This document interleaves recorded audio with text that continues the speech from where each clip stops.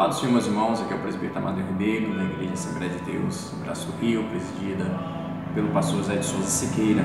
Estamos aqui para mais uma lição desse trimestre, lição de número 8, deste domingo, 23 de agosto de 2020, cujo tema é: as causas da desunião devem ser eliminadas. Nosso textuário já traz o Salmo 133, ó quão bom e quão suave é que os irmãos vivam em união. A união é uma força indispensável para a igreja, diz a nossa verdade prática. A união é um testemunho diante do mundo e um estímulo para o crescimento da obra de Deus. O objetivo deste domingo é destacar que a união não pode faltar para o crescimento e sustentabilidade da obra do Senhor. Os cristãos, os judeus, haviam voltado do exílio babilônico, pensavam que encontrariam uma terra que manava leite e mel, mas se depararam com uma terra prestes a devorar, uma situação caótica. Havia muitas injustiças sociais, desordens que levavam o povo a um nível de desunião e hostilidade. E Neemias foi usado por Deus para levar os judeus a manterem-se unidos num só propósito. E a igreja nesses últimos dias precisa de líderes que conduzam o rebanho do Senhor à unidade e à uniformidade para com a obra de Deus. Veremos nessa lição que um conflito surgiu. A desunião veio entre as diferentes classes sociais, mas o problema foi resolvido, e isso nós vamos aprender. O ponto central é: Cristo derrubou o muro da separação que havia entre gentios e judeus, tornando-os uma verdadeira família de Deus. A união caracterizava os judeus libertos do cativeiro. A princípio eles estavam unidos. E qual era a base desta união? Era o mesmo povo, confessavam uma única fé no único Deus verdadeiro.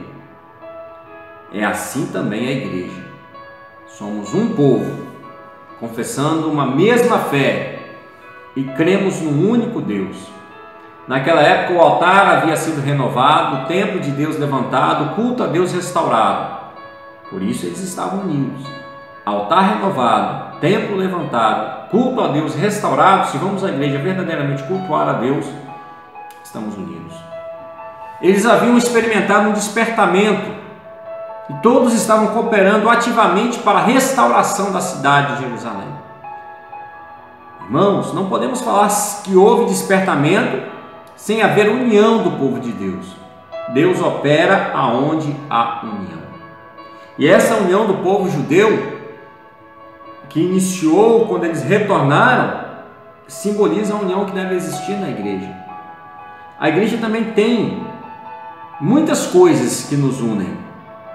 Todos nós nascemos de novo. A igreja, aqueles que formam a igreja verdadeira, experimentaram um novo nascimento. E os que nasceram de novo amam todos que nasceram de novo por Jesus. Todos na igreja são aproximados uns dos outros, porque Cristo derrubou o muro de separação que havia e tornou todos uma família de Deus. Ele derrubou o muro, não existe separação, não existe divisão. Esta união da igreja não se baseia em nacionalidade. Se você é brasileiro, se você é europeu, se você é americano, nível social, se você é rico, se você é pobre, se você tem mais condições ou menos condições, nenhum nível cultural, independente da cultura onde o indivíduo esteja inserido, se ele entregou a sua vida para Cristo, ele é a igreja, ele se tornou um em Cristo. No meio da igreja opera o Espírito Santo, e o Espírito Santo faz com que todos se tornem um só coração e uma só alma. Foi isso que aconteceu na igreja primitiva, de sorte que era o coração e a alma dos que criam. Uma igreja cheia do Espírito Santo, a união funciona. Se o Espírito Santo opera numa igreja, a união funciona em sua plenitude e ela se torna uma antessala do céu. Olha como é lindo entrar numa igreja unida, onde todos se ajudam. Quando nós lemos o livro de Atos, a união que havia na igreja primitiva era linda de se ver. Não havia necessitado algum entre eles. E olha só, irmãos, uma igreja unida, olha o que acontece. Os crentes sentem apoio para a sua vida. Meus queridos, nós na igreja temos pessoas que estão lá, talvez no seu convívio, lá no seu trabalho, todos são contrários à sua fé. Eles vão para a igreja como aquele lugar de refúgio para encontrar todos com a mesma fé. E se chegar na igreja e encontrar desunião, críticas, às vezes lá no trabalho ele é isolado por ser crente, e às vezes quando chega na igreja encontra o mesmo isolamento. Talvez na escola ele é o único crente na sua classe, talvez na faculdade ele é apedrejado, até mesmo na família talvez ele é o único crente, e ele vem para a igreja imaginando encontrar apoio. Quantas vezes não encontra? Que maravilha, que riqueza é chegar numa igreja e encontrar um ambiente fraternal, um ambiente de união, ninguém apontando um dedo para ninguém, ninguém acusando ninguém, mas todos se apoiando uns aos outros. Por isso o salmista dizia: ó quão bom, quão suave é que os irmãos vivam em união. Na igreja que é unida, os crentes sentem apoio para a sua vida. A igreja que é unida, uns ajudam a levar cargas uns dos outros. Existe carga que cada um deve levar sozinho. Cada dia tome a sua cruz e siga Jesus. Mas existem outras que podemos nos ajudar. Alguém que chega com um problema na igreja, o que adianta você dizer, como está escrito na palavra de Deus: Deus te abençoe, e dispensar irmãos sem a ajuda necessária? A fé sem obras é morta, disse Tiago. Eu sei que as obras para a salvação são como trapo de imundícia, mas uma fé que não tem obra também é morta. Precisamos ajudar uns aos outros. Que bênção na hora do aperto saber que você conta com uma igreja que pode te ajudar em oração, que pode te ajudar, auxiliando nos seus problemas. A união nos faz mais fortes.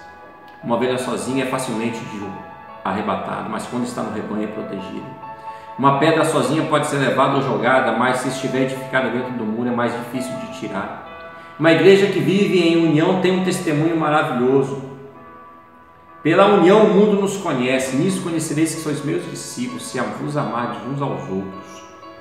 Somos conhecidos, temos a marca de Cristo à medida que somos unidos. Esta união é que faz a verdadeira força.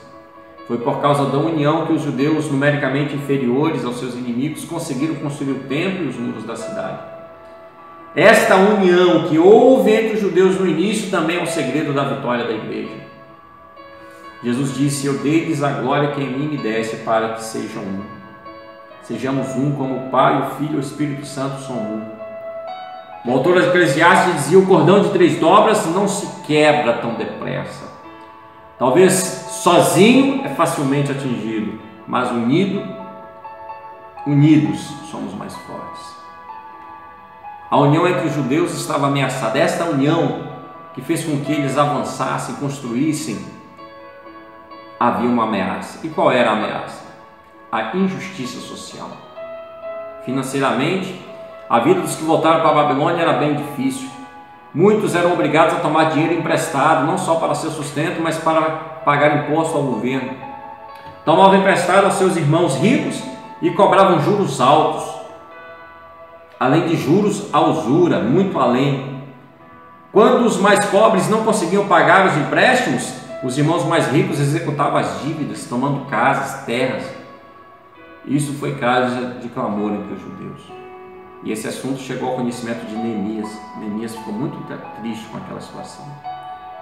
E como se explica essa grande injustiça?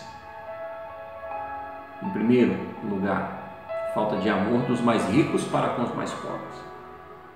Os mais ricos pecavam contra os seus irmãos mais pobres, não lhes dando o devido valor. A Bíblia diz que cada um deve considerar os outros superiores a si mesmo. E devemos suportar uns aos outros em amor. A falta de amor dos mais ricos chegaram a cobrar juros com usura, uma coisa proibida na lei de Moisés. O assunto é muito sério, porque a Bíblia diz que quem peca contra o irmão, peca contra Cristo. A atitude dos mais ricos era uma expressão de dureza contra seus irmãos. Eles queriam ficar ainda mais ricos a custas da miséria dos seus irmãos mais pobres. Não lhes importava o choro dos irmãos, a opressão faz endoidecer o sábio, diz Eclesiastes, o sábio Salomão. Então a fonte da desunião ali era a injustiça social. Aqueles que podiam não ajudavam quem não podiam. Emprestavam emprestavam dinheiro com juros e ainda cobrando muito além do que era devido. Neemias viu isso, o líder convocou um grande ajuntamento, reuniu todo o povo, lembrou a todos que os irmãos mais pobres estavam sendo literalmente escravizados, confrontou-os com a sua injustiça, perguntou para eles: vender-se-iam a nós? E eles se calaram, não puderam responder nada. Neemias fez uma proposta: deixemos este engano, vamos parar com isso, vamos ajudar uns aos outros, nós podemos. A Bíblia diz que todo aquele que pode fazer o bem não faz, comete pecado. Às vezes podemos ajudar os irmãos. Eu sei que vivemos em dias difíceis em que as pessoas querem até explorar, não querem trabalhar, porque a Bíblia diz que cada um deve trabalhar para o seu sustento. Ela exorta isso, vai ter com a formiga o preguiçoso, aquele que não trabalha também não coma. Mas existem situações em que exige ajuda. Neemias, ele se incluiu nessa proposta, veja bem, ele como líder, ele se colocou, ele e seus auxiliares também haviam emprestado ajuda. Mas juro, não usura. Neemias estava disposto a não receber mais os juros. A proposta de Neemias foi acatada. Restituir-lhe-emos e nada procuraremos dele, faremos assim como diz. Neemias fez com que jurassem diante dos sacerdotes que assim fariam, e um ato simbólico confirmou aquele juramento solene. A convocação do líder Neemias foi para a conciliação, e a paz voltou a reinar entre os judeus. Surgindo problemas, irmãos, ele deve ser logo tratado com muita diligência. Quando o líder do povo for ignorante, desinteressado, negligente, o resultado poderia vir numa contaminação grave. Faz parte das atribuições de um ministro manter a boa ordem na igreja. Deve enfrentar os problemas com humildade, imparcialidade e com sabedoria de Deus. Neemias, nesse sentido, foi um exemplo para aqueles que fazem a obra de Deus. Ele viu o problema, se incluiu no problema, propôs a solução e foi atendido, e assim aquele problema que surgiu foi logo resolvido. Deus quer abençoar seus servos e confirmar as obras das suas mãos. Os problemas relacionais devem ser tratados carinhosamente. Não é com briga, mas é carinhosamente. A Bíblia diz: bem-aventurados os pacificadores. A desunião representa uma obra da carne. Essas coisas entristecem o Espírito Santo. A desunião destrói a comunhão e o amor entre os irmãos, coisa tão preciosa na igreja. Porque Paulo disse: andai em amor como também Cristo vos amou. E quem não ama a Deus, quem ama a Deus, ame também a seu irmão. Se você disse que ama a Deus que nunca viu, como é que ama a seu irmão? Que você vê. Jesus orou para que todos sejam um como tu, ó Pai, o és em mim e eu em ti. Devemos cultivar o nosso testemunho diante do mundo, e a união entre os crentes é o selo da estabilidade espiritual e paz na igreja. Sejamos unidos.